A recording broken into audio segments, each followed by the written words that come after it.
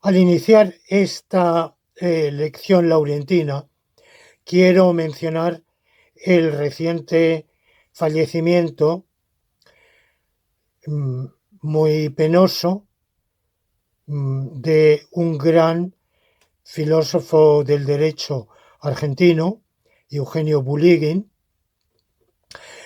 un filósofo del derecho que además ha sido un lógico, uno de los creadores o desarrolladores de la lógica deóntica estándar iniciada en 1951 por el finlandés von Wright.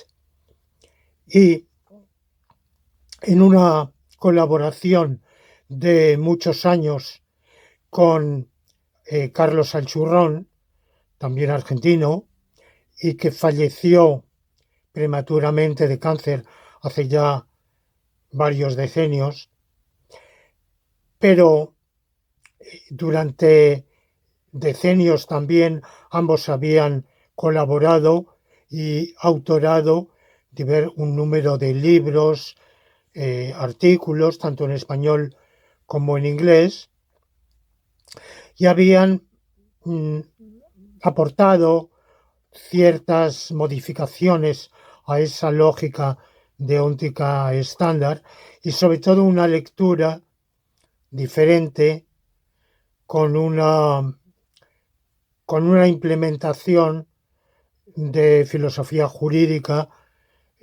particular,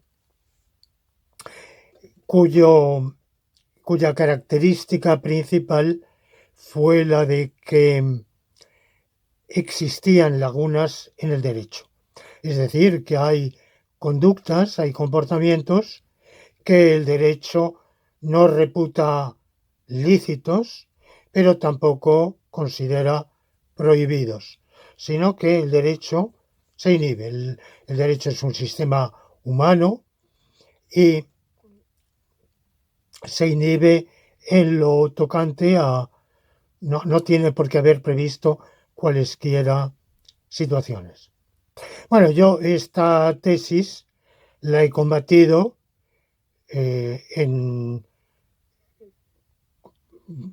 con mucho tesón desde hace muchos años, además, ya en un escrito de los años 90, pero que luego fue presentado en una conferencia internacional en el año 2001, que luego quedó inédita, acabó incorporándose a otros trabajos, por supuesto en mi tesis doctoral jurídica, en el libro que acabo de mencionar, en las tesis del racionalismo jurídico y en otra pluralidad de trabajos.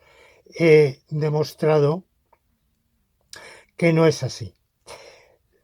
Pero lo interesante de Alchurrón y Bulligin es que Alchurrón y Bulligin son positivistas. En realidad, yo rindo homenaje a la memoria de Bulligin, un autor con el cual ya polemicé en otro ámbito filosófico diferente de la filosofía jurídica, en mi primer libro, La coincidencia de los opuestos en Dios, publicado en Quito en el año 1981, o sea, hace 40 años.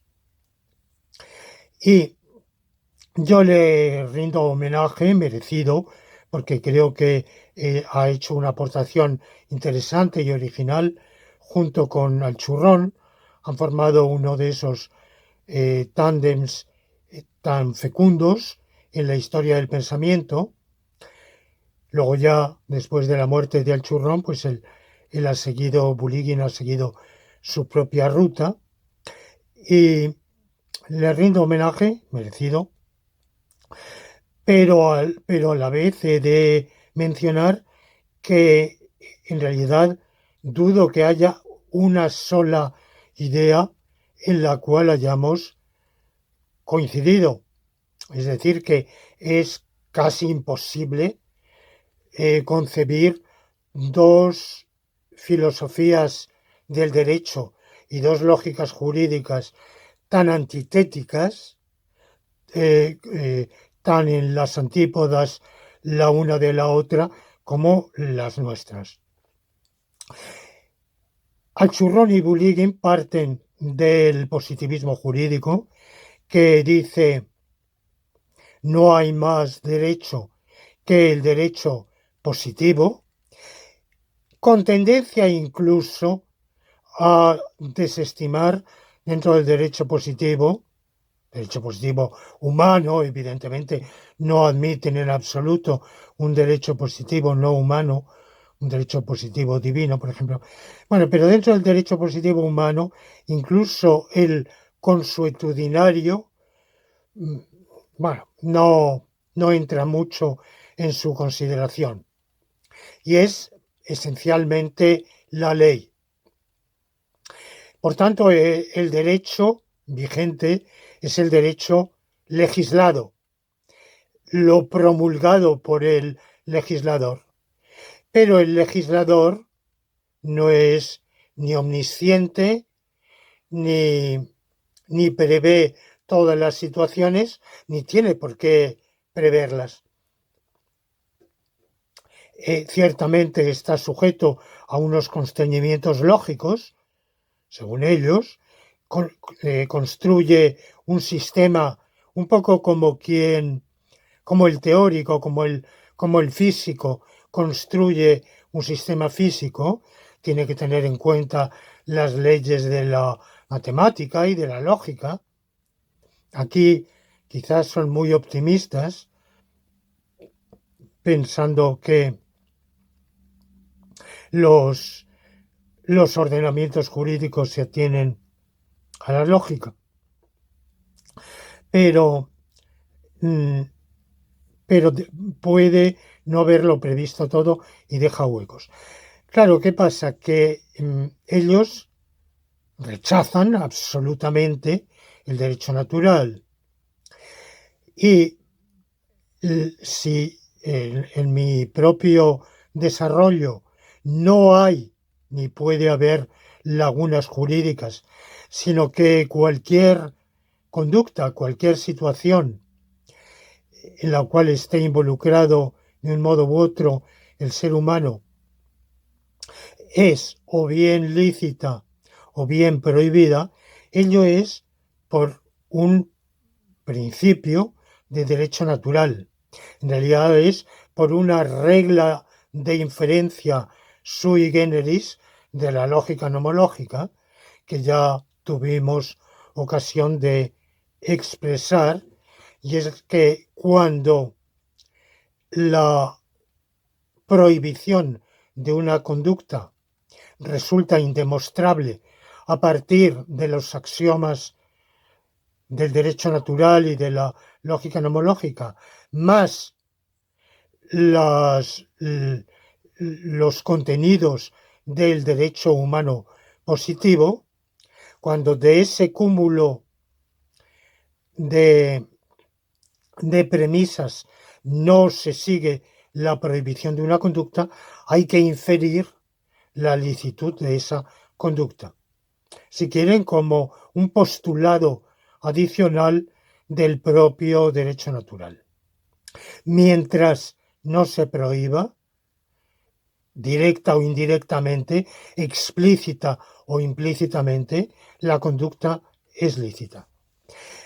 Bueno, pues como digo, eso marca la enorme distancia entre nuestras concepciones, pero además el Churrón y Bulygin desarrollaron su lógica nomológica como una variante de la lógica deóntica estándar.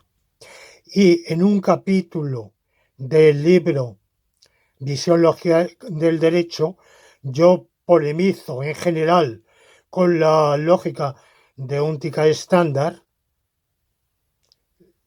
El capítulo se titula ¿Qué queda de la lógica deóntica estándar? Y particularmente tomo como un ejemplo porque claro, esa lógica ha tenido diversas variaciones, formulaciones.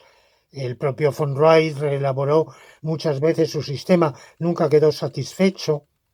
Bueno, pues tomo una formulación que habían propuesto Alchurrón y Bulliguín, aunque en realidad tampoco en su literalidad, sino en la reelaboración de la misma que hizo un lógico deóntico que tiene, a mi modo de ver, mayor rigor formal y permite mejor el tratamiento deductivo, y lo someto a una crítica que no ha tenido respuesta. A mi juicio, pues evidentemente es mi personal opinión, la crítica es demoledora y definitiva. La lógica deóntica estándar fue un esfuerzo muy interesante, muy incentivador, muy estimulante, pero totalmente inaplicable e inadaptado a los sistemas normativos reales o a los imaginarios, incompatible con con el razonamiento normativo, no ya en el derecho, sino en cualquier orden normativo real o imaginario. Pero bueno, también en la crítica aprendemos. En realidad, el propio sistema de lógica nomológica que sustenta y vertebra el justnaturalismo aditivo hubiera sido impensable, imposible en su génesis si no lo hubiera desarrollado a partir de los primeros a mediados de los años 90, justamente tomando como punto de partida la lógica deóntica estándar, con una modificación de la misma que hice para adaptarlo al gradualismo, a la lógica gradualista contradictorial, y luego ver que ni siquiera esa adaptación era adecuada para el razonamiento jurídico, que si quería hacer una lógica válida para el derecho, primero tenía que estudiar derecho, compenetrarme con la materia jurídica, no hablar de ella desde lejos, como quien avizora el campo desde la ventanilla del tren, sino enfrascarme plenamente en esa materia y vivirla desde dentro, y luego reelaborar completamente, hacer en realidad una lógica deóntica nueva, que en muchos puntos era justamente el contrapunto de la lógica deóntica estándar de von Wright y de sus seguidores y discípulos, directos e indirectos, y eso fue lo que hice. Y esa es la raíz del racionalismo jurídico que vertebra el justnaturalismo aditivo, pero evidentemente ello vinculado a un principio que ya había abrazado yo antes del desarrollo de la lógica nomológica, y es que existe una ley natural cuyo axioma es el bien común, la obligatoriedad del bien común. Y esto ya lo había yo defendido en un artículo que se publicó en la revista Isegoría allá por el año 1990, más o menos, que se llamaba El bien común, principio básico de la ley natural.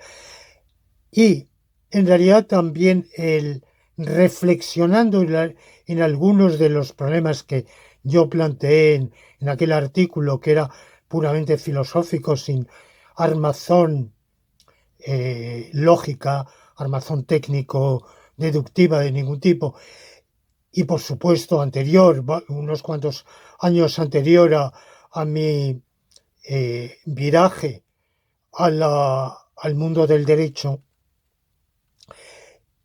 pero ya me percaté de algunos problemas de articulación argumentativa que había que en los cuales había que ahondar y que también estuvieron en el origen parcial de la lógica nomológica posteriormente elaborada. Pero como digo, nada de toda esta aventura intelectual, por tanto, nada de mi propia aportación, cuya evaluación para el futuro no me incumbe a mí, evidentemente, pero nada de esto hubiera sido posible sin la lógica deóntica estándar, incluso en todo aquello en lo cual yo no solo es que me aparté de ella, sino que elaboré una que iba en sentido justamente opuesto. Y si bien la obra lógico-deóntica de Alchurrón y Buliguín no fue en ningún momento muy inspiradora en ningún sentido, porque yo tardé en conocerla, leí sus trabajos bastante tarde, así como los de von Reuter, Rescher, Alquist y muchísimos otros lógicos deónticos, Castañeda, los había leído, trabajado del derecho y del revés, pero la versión del Churrón y Buliguín la conocí más tarde, pero vamos, eso no le quita mérito ninguno. Y aparte de esta consideración preliminar, quiero decir también que Alchurrón y Buliguín, en sus desarrollos, propusieron diversas articulaciones de lo que luego voy a decir que es el principio de las normas defectibles, derrotables, suelen decir, que es una traducción del inglés, defeasible. Luego diré por qué me parece inadecuado hablar de esta traducción de derrotable. El principio de las normas defectibles es que hay una norma que es válida, pero que es válida únicamente prima facie. Es decir, el legislador, como decía antes, para estos autores, el legislador es racional y lógico, pero se dan cuenta de que no siempre lo es y de que surgen, de hecho, antinomias en el sistema lógico. Entonces lo que dicen es que todo contenido de la ley, todo precepto legal, tiene una validez prima facie. O sea, prima facie quiere decir a simple vista, a primera vista. Pero en último término, en definitiva, puede quedar sobrepujado ese contenido por otro derrotado, dicen ellos, por otro que se impone en virtud de unas consideraciones. Entonces pueden decir, puede haber un contenido legislativo válido prima facie, pero que en virtud de otro contenido legislativo que prevalece por la estructura misma del sistema legislativo, queda derrotado y entonces prevalece B, pero a lo mejor existe todavía otra consideración válida que hace que a su vez B sea derrotado y prevalezca C. Bueno, pues este es el principio de las normas defectibles. Lo que yo o derrotables, bueno, lo que yo voy a sostener en esta lección con la tesis 47ª del racionalismo jurídico es que no es así.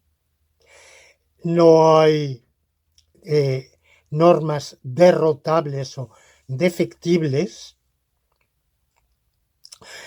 Hay que distinguir dos supuestos que en los autores que desarrollan esta concepción de las normas defectibles se confunden, y lo que a la postre veremos es que lo que puede haber no son normas defectibles, digamos, normas válidas, pero solo prima facie.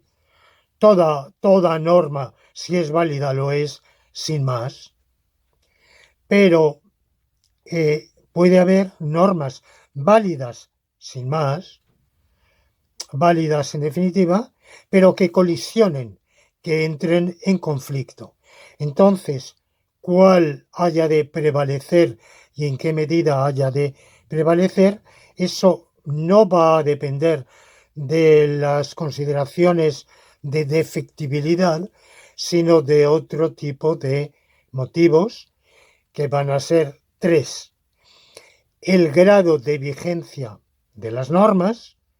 Una de las normas puede tener mayor vigencia que la otra; el grado de obligatoriedad que impone cada una de las normas, que no es lo mismo, aunque tiene que ver, pero no es igual; y finalmente el grado de realización del supuesto de hecho, porque todas las normas asocian una consecuencia jurídica a un supuesto de hecho, pero ese supuesto de hecho puede realizarse en mayor o menor grado.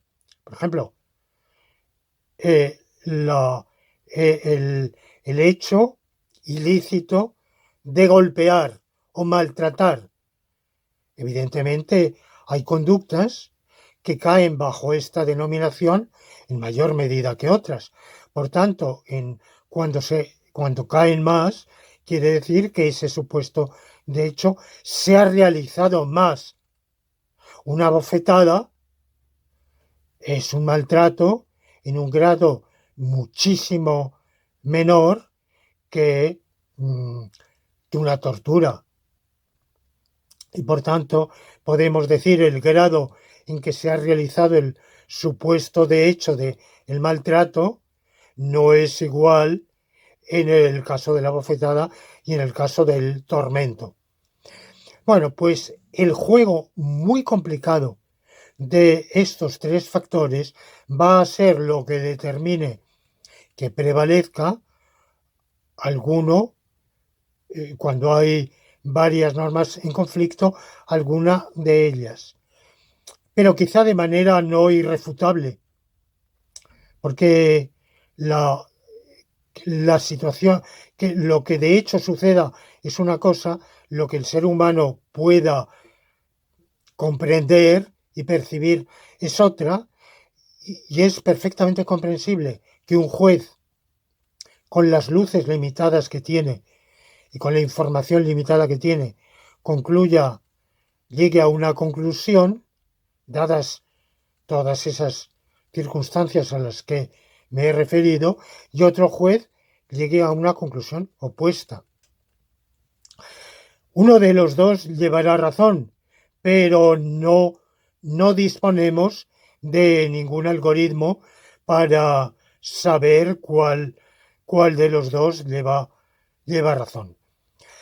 Aunque no dispongamos de ningún algoritmo, sin embargo, el sistema jurídico procesal articula mecanismos para establecer escalones de recurso, vías de recurso, procedimientos jurisprudenciales para, en la medida de lo posible, unificar la doctrina y evitar esas disparidades que se siguen produciendo, inevitablemente, porque la sociedad humana es compleja, el sistema judicial es complejo, y es inevitable que cuando se resuelve jurisprudencialmente una discrepancia, surjan otras discrepancias.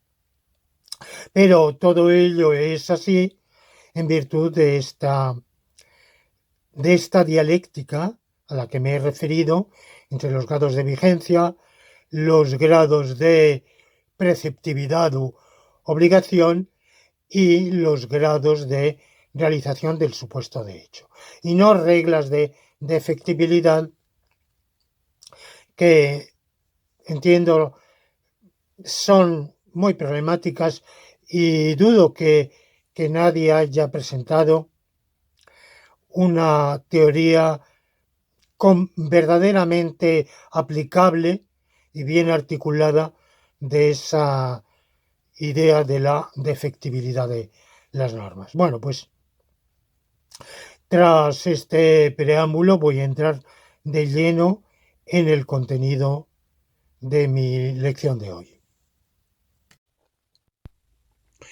Antes de entrar de lleno en mi propuesta en la tesis 48ª del racionalismo jurídico sobre las causas y los modos de abordar los conflictos normativos, he de poner como contrapunto la teoría de la defectibilidad a la cual me he referido en el preámbulo.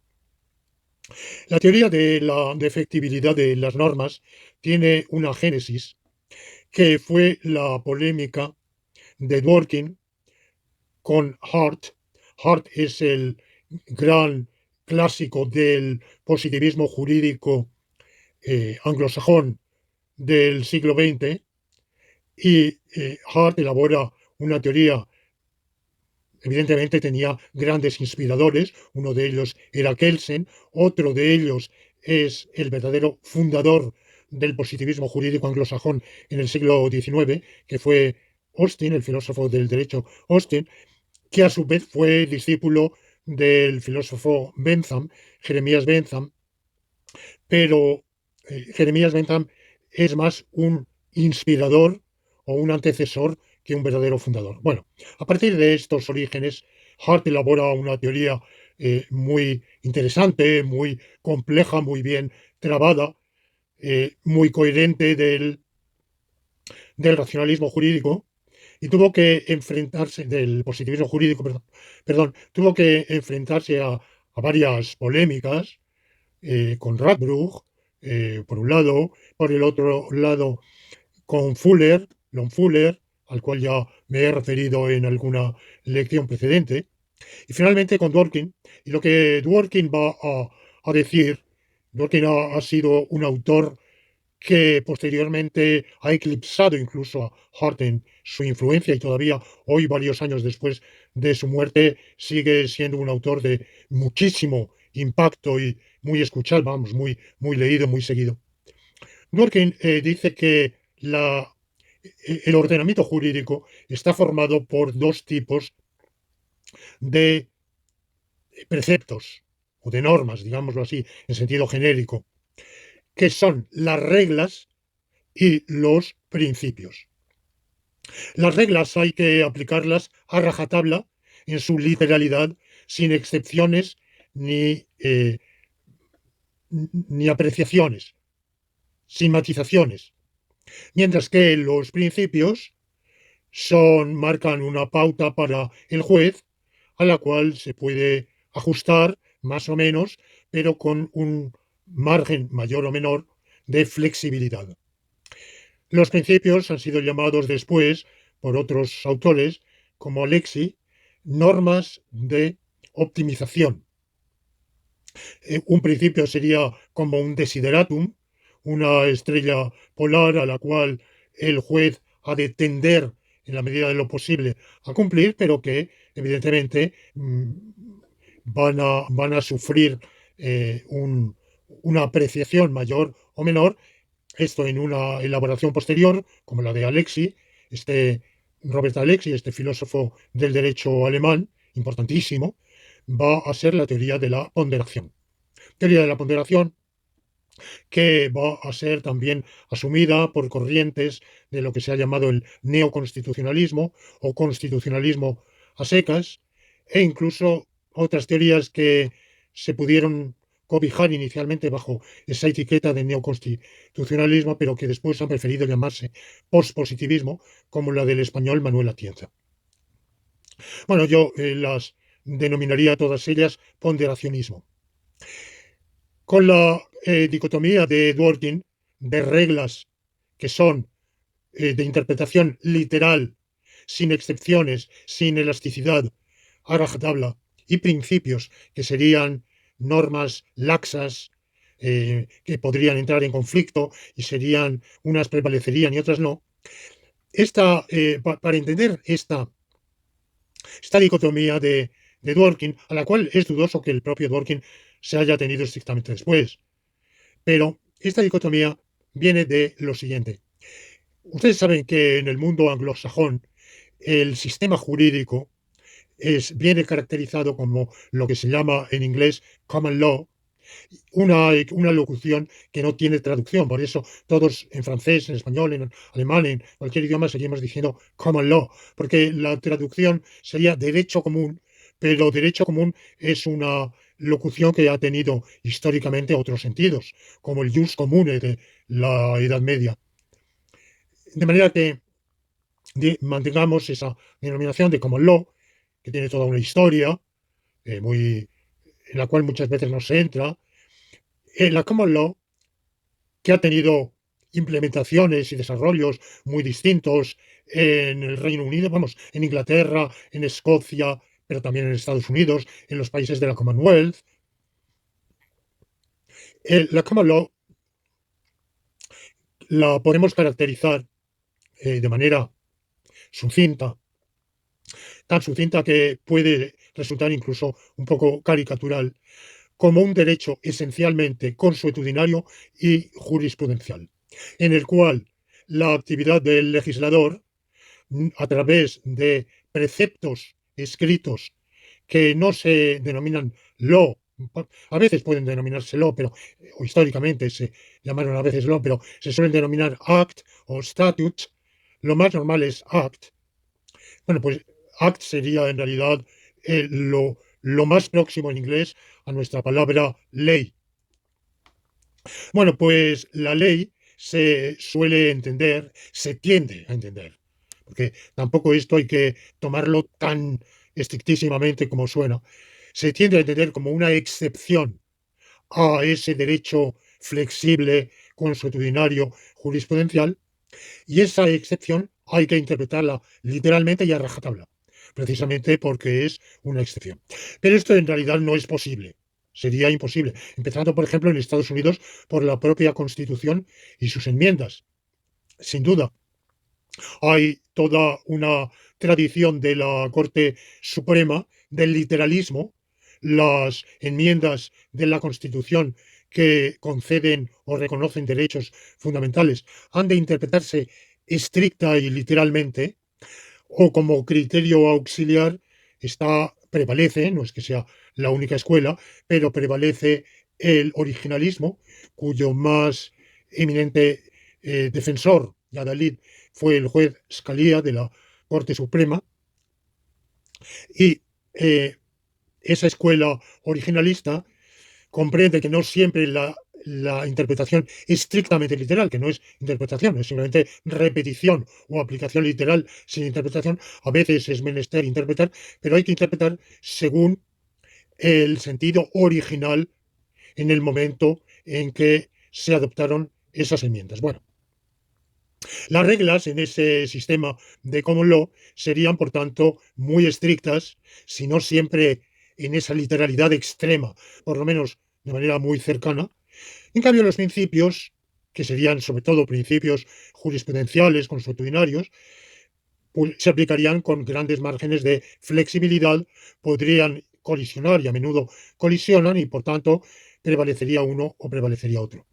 Bueno, ya digo que el propio Dworkin, al final de la elaboración de su sistema de filosofía jurídica, me pregunto en qué medida siguió siendo fiel a esa dicotomía cuando niega que haya conflictos normativos, porque al final siempre hay que interpretar la, cualquier norma de manera que sea compatible con las otras normas jurídicas. Dice, por ejemplo, no hay a secas un derecho a la libertad, hay un derecho a la libertad en tanto en cuanto condicionado a que se actúe dentro de lo preceptuado por la ley, porque si no, cada vez que un delincuente es detenido, condenado o encarcelado, se estaría violando el derecho a la libertad. Bueno, de manera que hay una posible evolución, pero vamos, yo dejo a otros muchísimos más expertos que yo en Dworkin la tarea de averiguar si efectivamente se da en él o no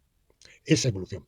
En todo caso, esa concepción de los principios ha sido retomada por otros autores, a los cuales ya me he referido, otros filósofos del derecho, que consideran que en realidad no hay reglas, lo único que hay son principios. Y si hay reglas, son más bien excepciones. Claro, el problema con esa dicotomía es que es puramente arbitraria.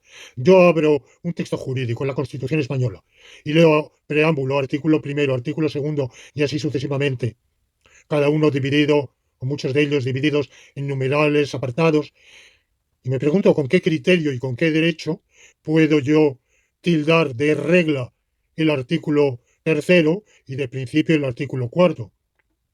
Me parece que eso es el antojo, el capricho de, del jurista que en realidad no se toma en serio el texto constitucional y que arbitrariamente puede, donde le parece que no le gusta que se aplique literalmente, decir, no, es que eso es un principio, y donde sí quiere que se aplique, decir que es una regla.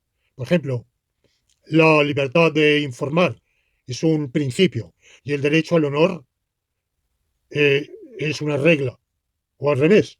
Cada uno puede decir una cosa o decir otra y así pues imponer una u otra solución en los casos de conflicto.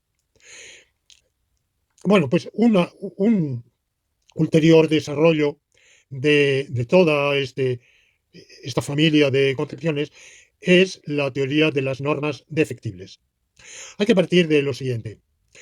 Todas estas escuelas, no Alexi, Alexi se ha apartado del positivismo jurídico, aunque sin abrazar del todo, hasta donde yo sé, el justnaturalismo, porque no se lleva, o sea, eso parece un tanto fuera de la cultura jurídica contemporánea, pero expresamente ha repudiado el positivismo, lo cual pues ya es un paso muy grande.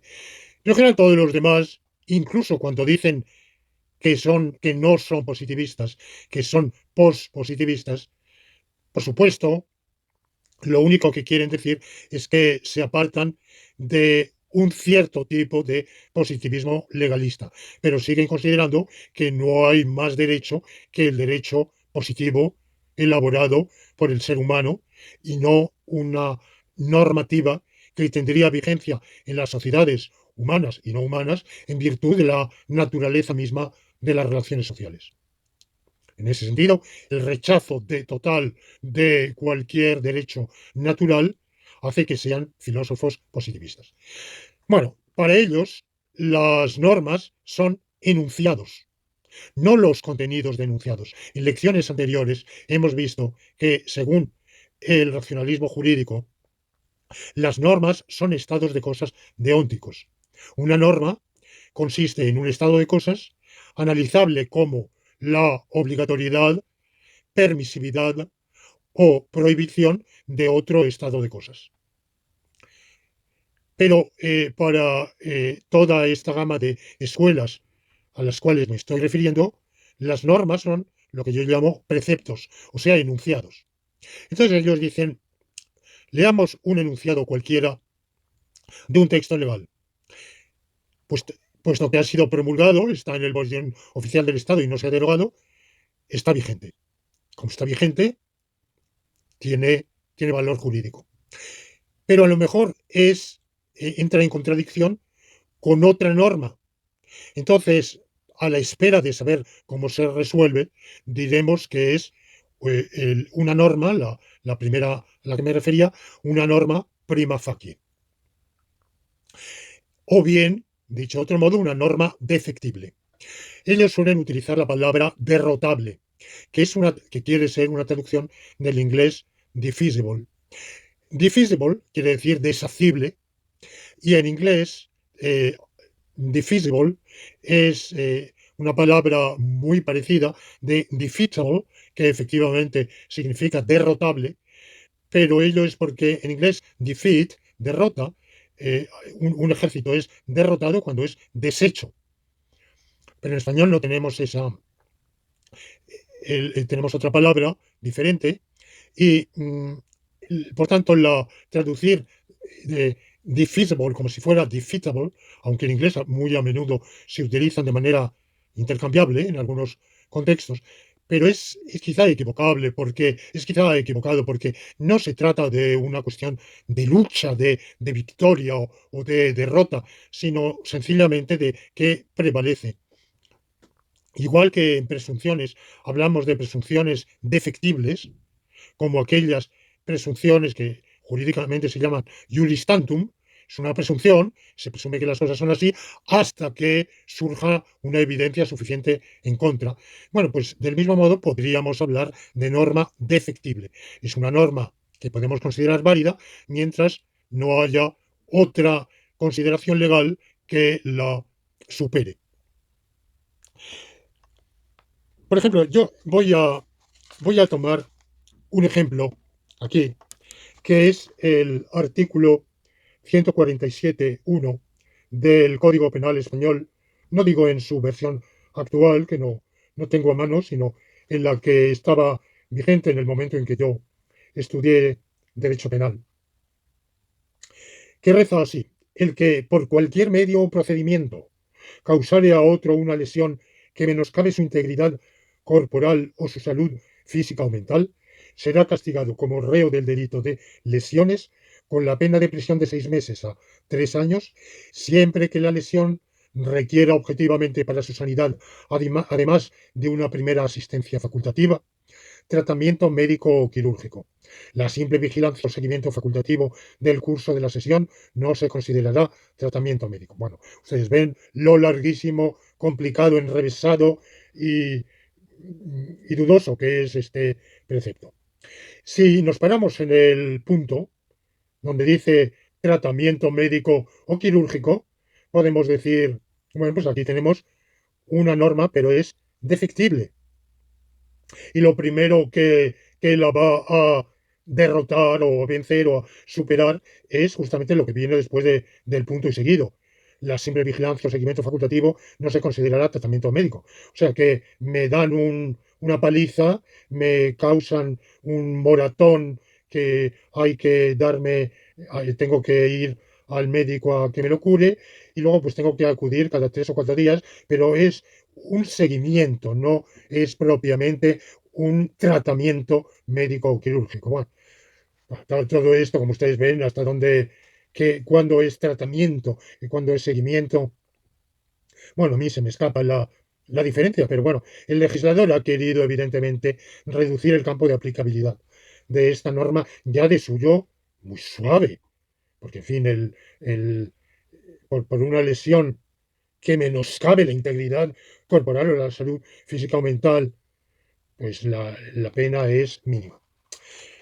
Pero además de que la pena es mínima, acudamos al artículo 20 del mismo código y me dice que hay una serie de eximentes en las cuales, en realidad, eh, el delito, hay no habrá tal castigo. Ahí se nos dice que quien realice tal acción es reo del delito de lesiones y sufrirá como culpable del mismo un determinado castigo. Pero en el artículo 20 se nos dice una serie de circunstancias en las cuales esto no es así. Primero, operar en legítima defensa. Otro hecho que, que deshace, que provoca la defectibilidad de esa norma prima facie. O el que realice ese hecho sufriendo una alteración psíquica debido a la embriaguez o consumo de las drogas, o por miedo insuperable. Bueno, quizá alguien lo ven armado, eso le da miedo a otro y le propina esa paliza, o cualquier otra. Y hay otra serie de eximentes: necesidad, estado de necesidad, bueno, cuando podría darse una paliza en estado de necesidad, bueno, esto podríamos. Pero aparte de las eximentes del artículo 20 está otra circunstancia del del artículo 14, que es el error de hecho y el error de prohibición. El error de hecho. El error invencible sobre un hecho constitutivo de la infracción penal excluye la responsabilidad criminal. Si el error, atendidas las circunstancias del hecho y la personalidad del autor, fuera vencible, la infracción será castigada, en su caso, como imprudente. En su caso, es decir, cuando el código expresamente para esa conducta prevé tanto considerarlo delito cuando se realiza a sabiendas, como considerarlo delito cuando se realiza por imprudencia, por falta de cuidado. Pero sigue el artículo 14. El error sobre un hecho que cualifique la infracción o sobre una circunstancia agravante impedirá su apreciación.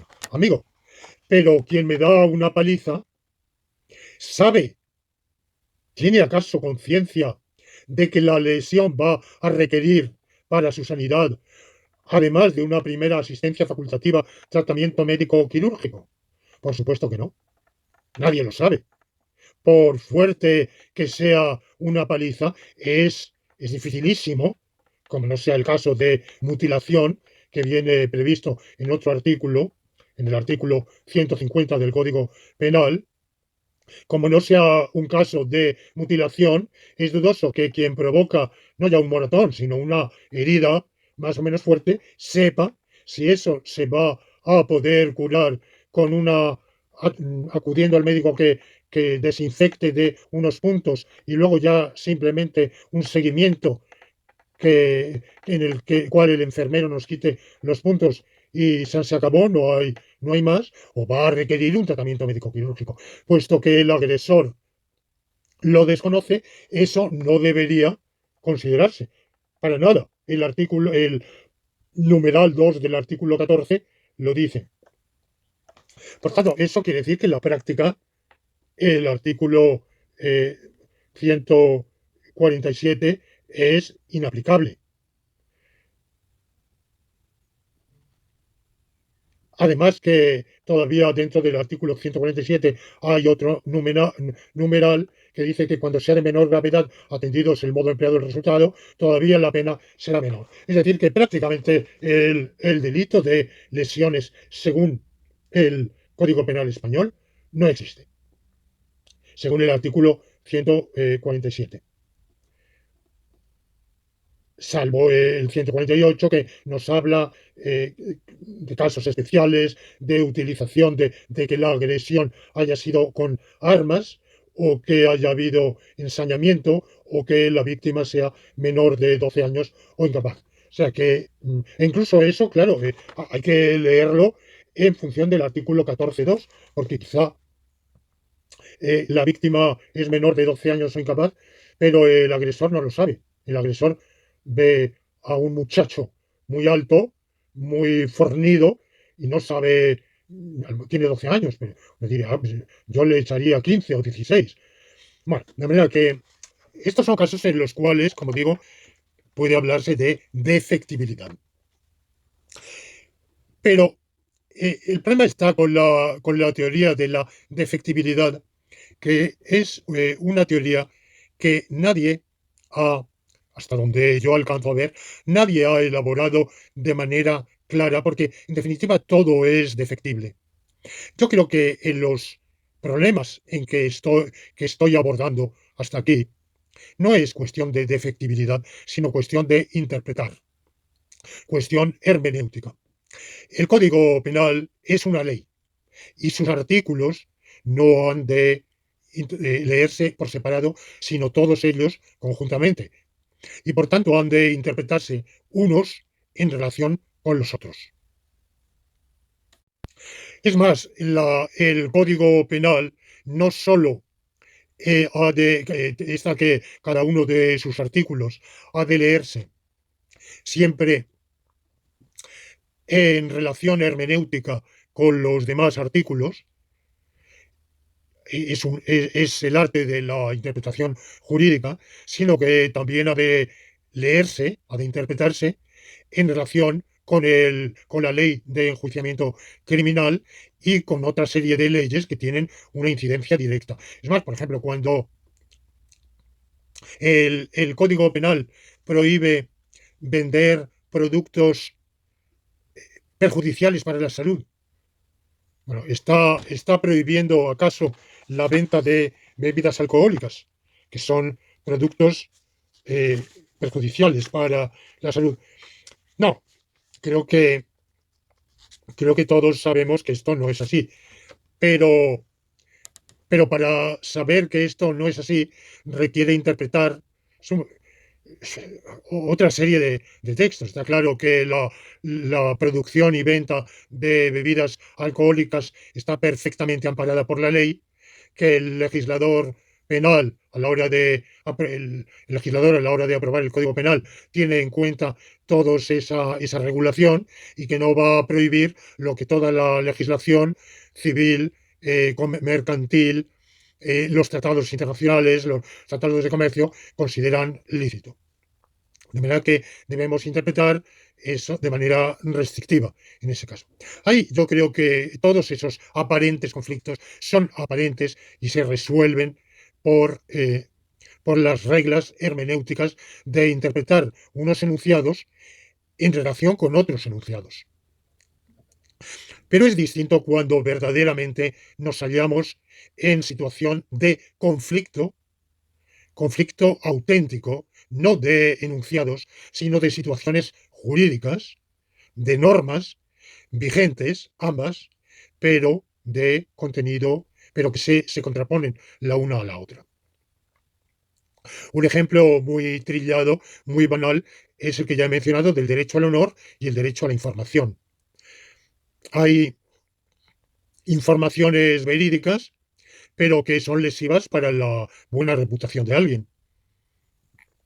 Entonces, el derecho constitucional a informar, a una información veraz, y el derecho de los demás, de los destinatarios de la información, a recibir una información veraz, colisiona con el derecho del afectado a su buena reputación, a su honor, y por tanto a que esa información, por veraz que sea, no se haga pública, no se recuerde. Por ejemplo, alguien que sufrió condena por un delito, que fue rehabilitado, eh, que ha purgado el delito que cometió, tiene derecho a que no se hable de él como de un delincuente. Cuando quedó extinguida esa responsabilidad, bueno, pues no ha de volver, por veraz que sea, ese hecho. O simplemente alguien que ha cometido algo que, sin ser ilícito, es inmoral, está socialmente mal visto, bueno, pues puede tener perfecto derecho a que eso no se haga público. Salvo el caso de personas que, primero, desarrollan su vida de manera transparente y no la arropan tras las cortinas de su propia casa, sino que no les impide realizar esos actos que pueden ser vergonzosos o poco honorables de manera a la vista de terceros, o los casos de personajes públicos cuando la información en cuestión puede ser de interés para el público. Bueno, son casos muy complicados, evidentemente, en los cuales sí hay un verdadero conflicto. Los hay muchos. El derecho de propiedad y el derecho a la vivienda, que colisionan en los casos de arrendamiento o no arrendamiento, el derecho también de propiedad y el derecho al trabajo, que colisiona cuando un empleador no, no contrata mano de obra pudiendo, siéndole rentable, pero no le da la gana hacerlo. Bueno, pues ahí evidentemente su derecho de propiedad lo ampara, pero el derecho de acceso a un puesto de trabajo, que también es su derecho constitucional, colisiona con su derecho de propiedad. Y así infinitos casos en todos los órdenes, mercantil, financiero, civil, y así sucesivamente, laboral, en todos los órdenes. Hay múltiples conflictos. ¿Cómo resolver esos conflictos? Bueno, pues frente a la teoría de la defectibilidad, que como digo es una teoría muy estrecha que se aplica a enunciados y que en la mayor parte de los ejemplos aducidos se resuelve por una simple hermenéutica.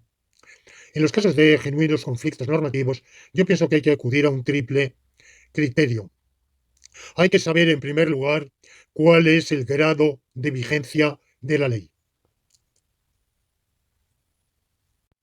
Y ustedes dirán, no puede haber leyes más vigentes que otras. Pues sí, yo justamente sostengo que sí las hay. Por ejemplo, aunque los juristas positivistas se resisten todo lo que pueden a la noción de desuetud o desuso, pero no cabe duda de que hay un desuso de la ley.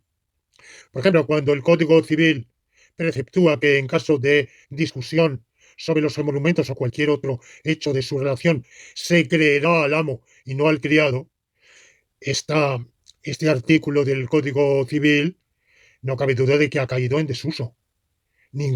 Muchos otros artículos del Código Civil español es de 1888 y en muchos de no ha habido suficiente consenso legislativo o quizá competencia o aptitud o ganas para elaborar uno nuevo.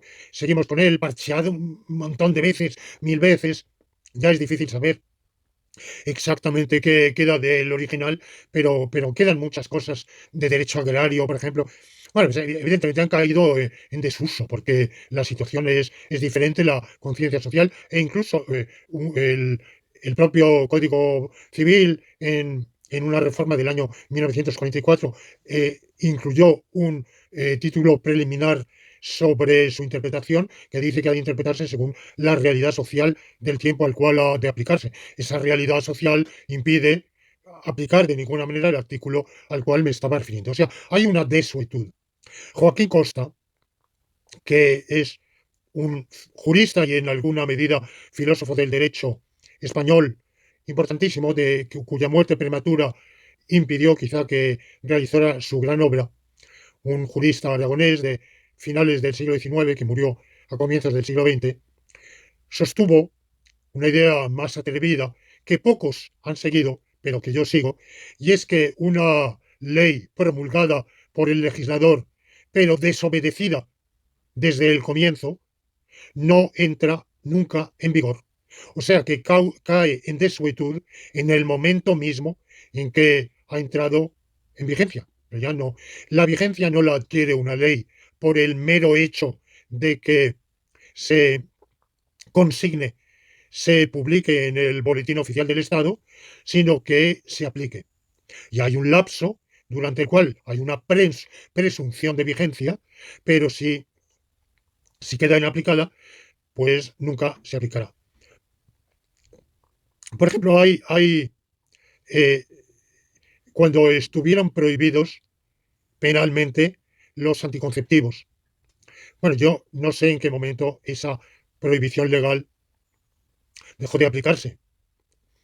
Yo vivía en Francia cuando estaba castigado con el Código Penal la venta de anticonceptivos, y sin embargo en las farmacias se vendían los anticonceptivos con receta médica, desde luego, pero, pero ningún farmacéutico tenía miedo del castigo penal. Pero en realidad no sé si alguna vez se había aplicado esa prohibición penal. En todo caso, estaba en desuso. Bueno, pero el desuso generalmente no es cuestión de todo o nada. Es cuestión de un ir cayendo en desuso paulatinamente. Lo que decía antes, por ejemplo, de amo y criado, hoy la relación, la concepción social de la relación entre amo y criado en 1888 es muy distinta de la de 1898.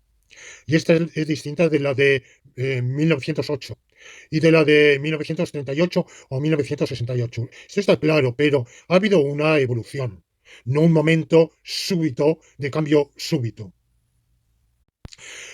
Lo cual quiere decir que efectivamente hay mayor o menor vigencia de las leyes según, digamos, la adaptación al, a la conciencia social, a la percepción social a la función que la ley ha de desempeñar en la sociedad, que es la de regularla para el bien común. Por otro lado, las leyes tienen evidentemente diversa jerarquía. ¿En qué consiste la jerarquía? La jerarquía, digamos, hoy todo teórico del derecho y filósofo del derecho admite que hay una jerarquía de normas, aunque no siempre se está de acuerdo en cuál es la suprema. Por ejemplo, yo estudié que la suprema es la Constitución, pero no sé si hoy se estudia eso, porque muchos piensan que el derecho eurocomunitario está, al menos en parte, por encima de la Constitución. Algunos piensan que los tratados internacionales o el derecho internacional está por encima de la Constitución. No es mi punto de vista. Pero en todo caso, que cuál esté por encima es dudoso. Y luego se ha añadido una noción de primacía, porque dentro de la Unión Europea ha sido, no ha sido fácil que el Tribunal de Luxemburgo, el Tribunal de Justicia de la Unión Europea, imponga la idea, que es lo que hubiera querido, de mayor jerarquía, superior jerarquía del derecho eurocomunitario o paneuropeo, pero ha impuesto una idea, un sucedáneo, que es primacía. O sea que, sin ser de superior jerarquía, el derecho eurocomunitario tiene primacía y se aplica por encima de cualquier ley nacional, a excepción quizá de la propia Constitución. Excepción que, como digo, hoy quizá no todos los filósofos del derecho admiten. Bueno, sea primacía, sea jerarquía, todo el mundo admite que unas leyes prevalecen sobre otras. ¿Ese prevalecer en qué consiste? Bueno, pues esa idea de jerarquía, primacía, eh, o sea, cómo se, cómo se analiza? ¿En qué consiste? Yo entiendo que para los adeptos de estas nociones se trata de nociones primitivas, inanalizables, indilucidables. Yo las analizo como grado de vigencia. La Constitución está más vigente que las leyes infraconstitucionales. Y dentro de las leyes infraconstitucionales, unas están más vigentes que otras por la función más esencial que realizan en el ordenamiento jurídico. Segundo criterio, el grado de obligación. Alguien dice, bueno, todo lo que la ley manda lo manda por igual, es igualmente obligatorio. Pero vamos a ver, ¿por qué el Código Penal castiga más el homicidio que las lesiones? No, está igualmente prohibido matar que lesionar. Está igualmente prohibido pegar, dar una paliza, que en realidad no lo está, ¿eh? Como acabamos de ver, esto, o sea, si lo leemos bien, es muy dudoso que el Código Penal español prohíba la paliza, pero está igualmente prohibido, supongamos, dar una paliza que arrancar un ojo, que es un delito de mutilación. Bueno, ¿por qué entonces lo segundo está mucho más castigado que lo primero? Entonces, la dogmática jurídico-penal tiene una respuesta. Por lo menos la dogmática jurídico-penal de la escuela que yo estudié, en la ciencia del derecho penal se han sucedido muchas escuelas desde el siglo XVIII y desde antes, desde el siglo XVI para acá. Pero vamos, en el XVIII está la gran figura de Beccaria. La elaboración de la dogmática jurídico-penal empieza muy elaborada en el siglo XIX y desde entonces se han seguido las escuelas y la prevalente en el momento en que yo estudié esta asignatura era el finalismo y para el finalismo el delito es la acción u omisión dolosa o imprudente penada por la ley.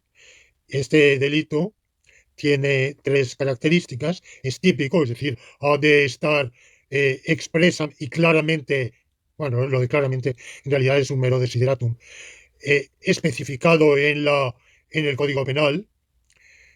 Entonces es típico, antijurídico, es decir, que efectivamente prohibido por la ley, prohibido a través de esa especificación, esa figura del delito delimitada por la ley, y no otra parecida, no una conducta parecida, asimilable, sino que se requiere la tipificación, o sea, la especificación tajante del texto legal, la prohibición legal, o sea, antijurídico, y culpable, es decir, que se haya realizado con las características que el Código Penal y la Ley de Enjuiciamiento Criminal establecen para que, para que el autor sea culpable.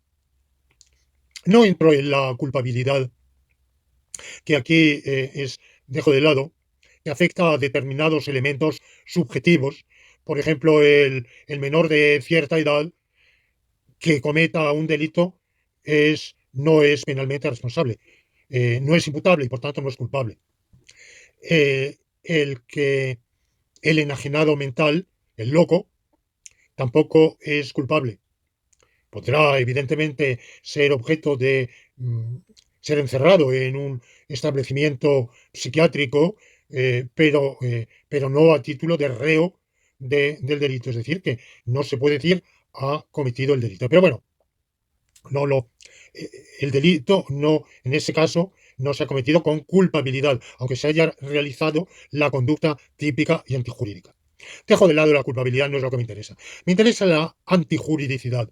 Antijuridicidad es lo mismo que ilicitud, que es lo mismo que prohibición.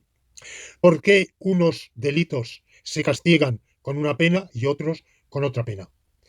Bueno, pues dicen los penalistas, por lo menos los que yo he estudiado, es que la antijuridicidad tiene dos facetas, dos vertientes.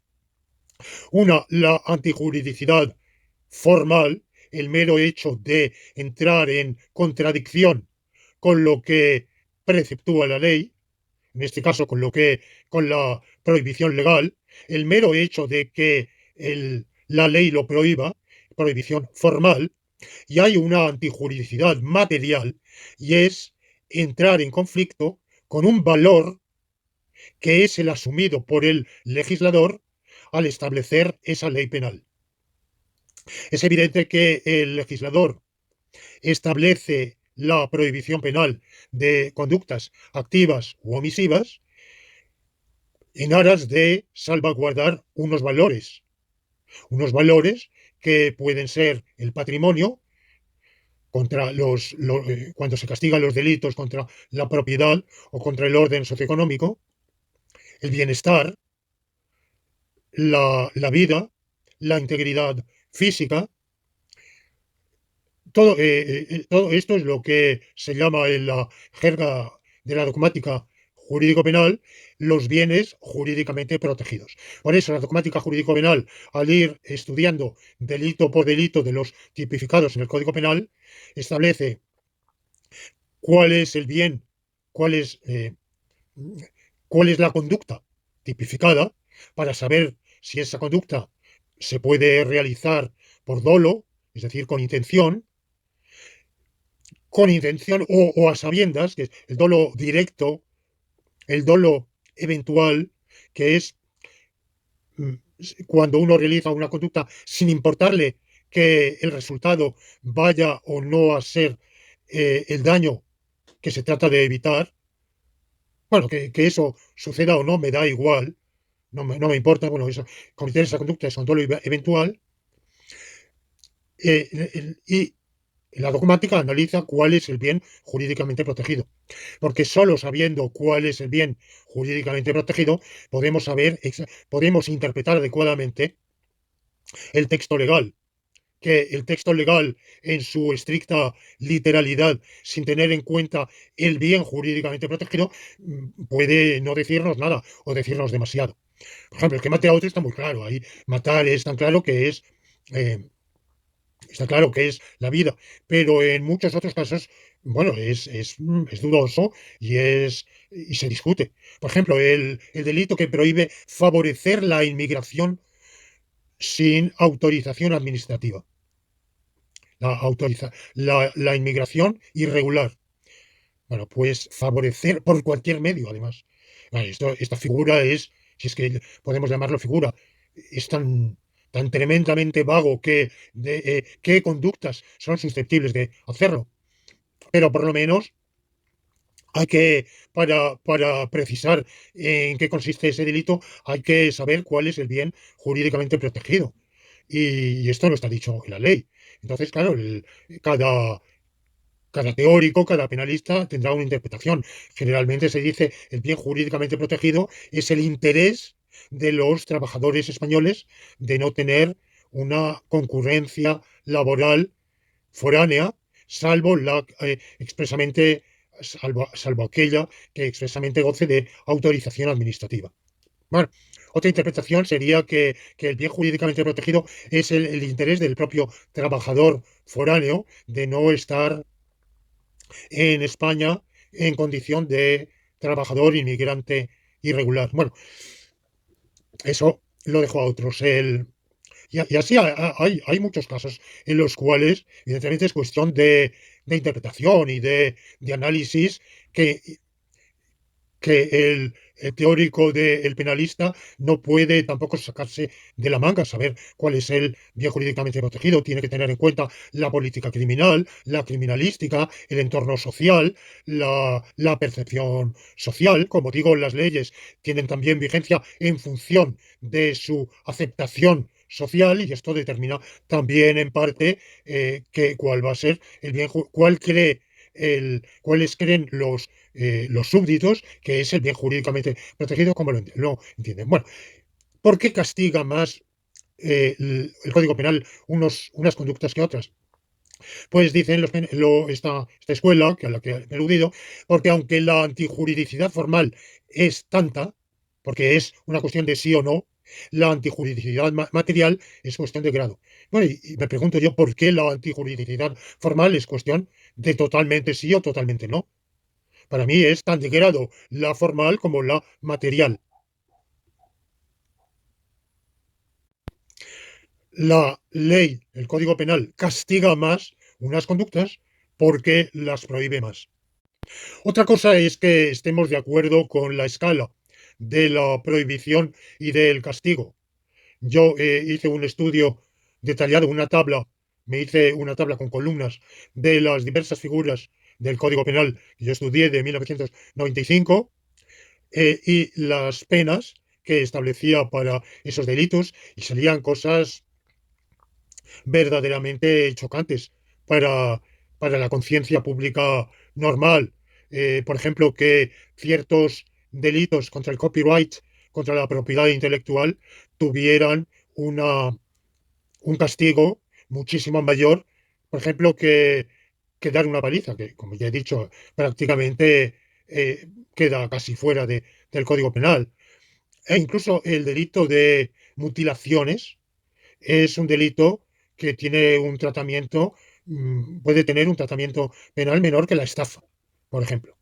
Bueno, pues evidentemente, por lo menos en mi percepción, la colisión con el valor, mi percepción axiológica no va en ese sentido. O sea que se ve que el legislador español de 1995 y los que han venido después no tienen la misma percepción axiológica que tengo yo y a mi modo de ver que tiene el hombre de la calle.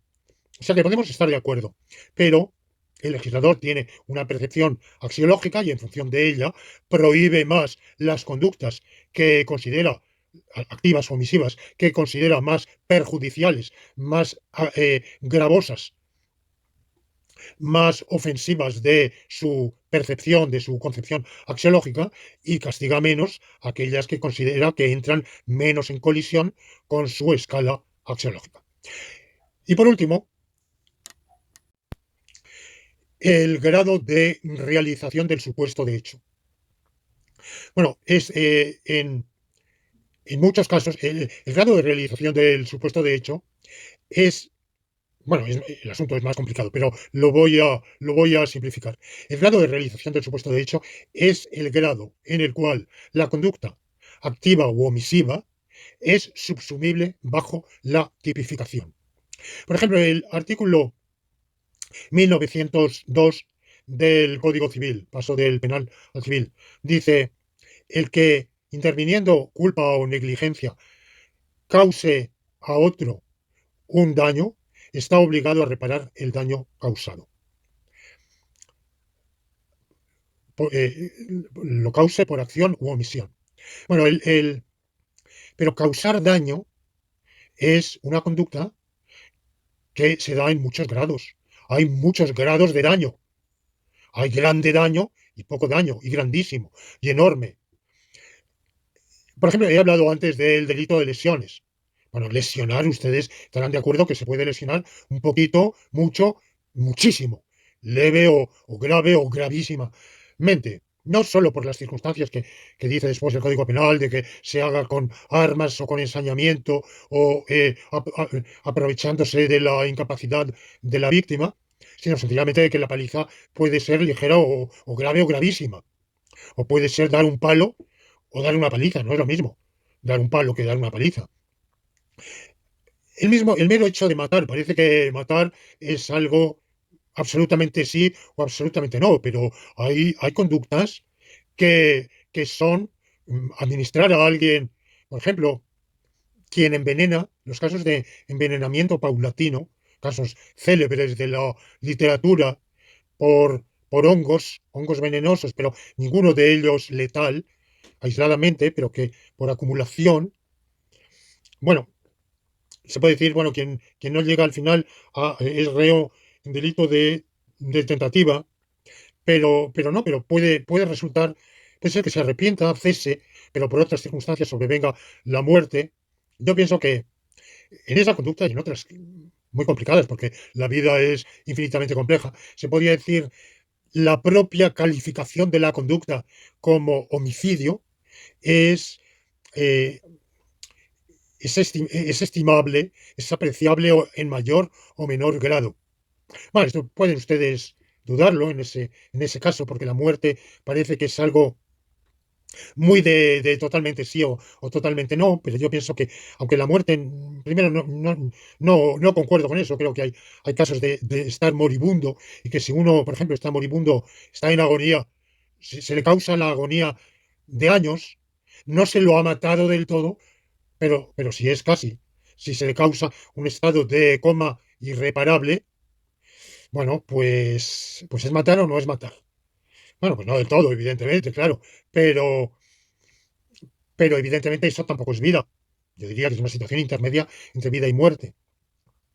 En todo caso, aunque el vivir o no vivir fuera de totalmente sí o totalmente no, el causar la muerte, el que es matar, ya no es claro que en todos los múltiples casos sea de totalmente sí o totalmente no, pero todavía menos en las otras figuras del Código Penal, como lesionar, favorecer la inmigración, eh, mm, vender productos perjudiciales para la salud.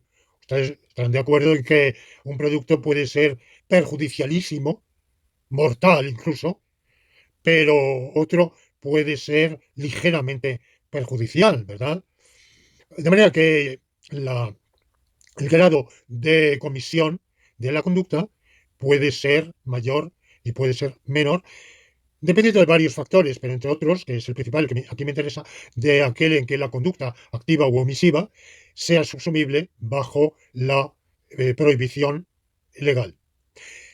En función de estos tres criterios, el juez tiene que tenerlos en cuenta: grado de vigencia de la norma o de desuetud, grado de jerarquía, que también es un modo de apreciar, de evaluar el grado de mayor o menor de vigencia. Las normas de mayor jerarquía tienen mayor vigencia, las normas que van cayendo en desuetud tienen menor vigencia.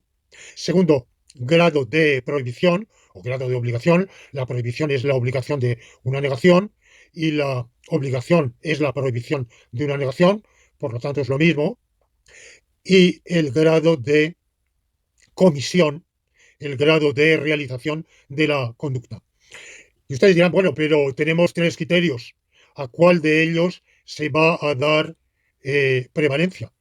¿A la vigencia de la ley, al grado de prohibición o al grado de comisión? Pues si el derecho fuera una ciencia exacta, podría proporcionarnos un orden lexicográfico con el cual podríamos decir, empezamos por lo uno, seguimos por lo otro y terminamos por lo tercero. Pero no es así. Hay que ponderarlo todo uno con otro. Es decir, hay que ponderar si, aunque una ley esté cayendo en desuso, la gravedad, el grado de prohibición de la conducta es tal y el grado de comisión de la conducta prohibida es tal, si tanto el grado de prohibición como el grado de comisión son tales que compensan el que la ley quizá está cayendo un tanto en desuso, o sea, de menor rango en la jerarquía normativa. O al revés, la ley puede ser de altísimo rango, pero el grado de prohibición legal, el grado de prohibición puede ser muy pequeño, eh, porque justamente la sanción prevista es exigua. Eso depende, ¿verdad? Eh, no digo que el grado de prohibición sea exactamente el mismo que el grado de la sanción, pero sí que el grado de la sanción es un indicio, el mejor indicio, el más elocuente indicio del grado de prohibición, que no siempre, porque hay conductas prohibidas que, para las cuales no está prevista explícitamente ninguna sanción, lo cual no quiere decir que no estén prohibidas, ni que el incumplimiento, la transgresión de esa prohibición sea un hecho leve, pues grave, pero por el entramado mismo del ordenamiento jurídico, pues no ha podido el legislador o no ha considerado conveniente prever expresamente una sanción, quizá porque lo llevaría a una regresión infinita o complicaría la ley más de lo razonable. Y finalmente el grado de comisión, es decir, que hay que tener en cuenta todo esto, ponderarlo todo esto, y esa es tarea del juez, sin que exista ninguna, eh, eh, ningún manual que pueda ayudar al juez a, a orientar. Es decir, primero vamos a evaluar un parámetro, luego el segundo, finalmente el tercero, o al revés. Va a tener que tomar en consideración los tres simultáneamente y en función de los tres va a emitir una sentencia razonada que tenga en cuenta los tres parámetros. Pero un juez puede llegar a una sentencia, a un fallo razonado y razonable. Otro juez puede llegar a un fallo opuesto, en un caso similar, idéntico, jurídicamente idéntico, diferente. Están las vías de recurso y las vías jurisprudenciales para unificar la doctrina. En ninguno de esos casos una ley es derrotada por otra ley. No es que una ley no tenga vigencia y la otra sí. No, estoy hablando de auténticos conflictos normativos en los cuales todas las normas, aunque entren en conflicto entre sí y nos lleven a soluciones opuestas, contrarias en situaciones concretas, sin embargo, todas ellas tienen vigencia. Podrá tener vigencia una más y la otra menos, pero eso no le quita tener vigencia. O teniendo igual vigencia, el grado de prohibición u obligación será mayor o menor, pero eso no, de nuevo, no nos está diciendo que una de las normas tenga vigencia y que la otra no tenga vigencia. ¿Qué es la gran diferencia entre la teoría que estoy defendiendo y la teoría de la defectibilidad? La teoría de la defectibilidad nos dice que a la postre solo una de las normas en conflicto estaba vigente. La otra, aparentemente, prima facie, tenía vigencia, pero al final no, porque no puede haber verdadera contradicción. Mi teoría al revés es que sí puede haber y hay verdadera contradicción, sí puede haber y hay genuina antinomia, y que habiendo genuina antinomia, esta lógica gradualista que tenga en cuenta esta triple consideración, este triple criterio de grados que he señalado y que he analizado, lo ayuda al juez a, teniendo en cuenta todos esos aspectos, sin descuidar ninguno de ellos, ponderándolos, llegar a sentencias racionales y razonables. Por supuesto que hay jueces que llegan a sentencias irracionales e irrazonables. Afortunadamente el ordenamiento jurídico procesal establece vías de recursos, pero aún así, muchas veces agotadas esas vías de recursos, llegamos al final a sentencias que son irracionales e irrazonables. El ordenamiento jurídico no es perfecto, el ordenamiento jurídico vocacionalmente, esencialmente, está ordenado al bien común, pero sabemos que eso es así por esencia, pero no en su existencia, que en su existencia a menudo colisiona con el bien común y por eso el derecho positivo colisiona muchas veces con el derecho natural. Este es un tema que cae fuera de la actual lección, que se limitaba a este, este triple criterio de ponderación. Esta ponderación es muy diferente de la ponderación justamente de quienes hablan de defectibilidad o de criterios como el de Alexi, para el cual se van a ponderar diversas normas en función de una serie de criterios, pero al final solo una se considera válida y aplicable. Las demás se consideran finalmente no vigentes. Es la gran diferencia con la tesis que yo acabo de sostener. Con esto pongo punto final. Les agradezco su fidelidad a esta serie de lecciones y les doy cita para la próxima lección laurentina.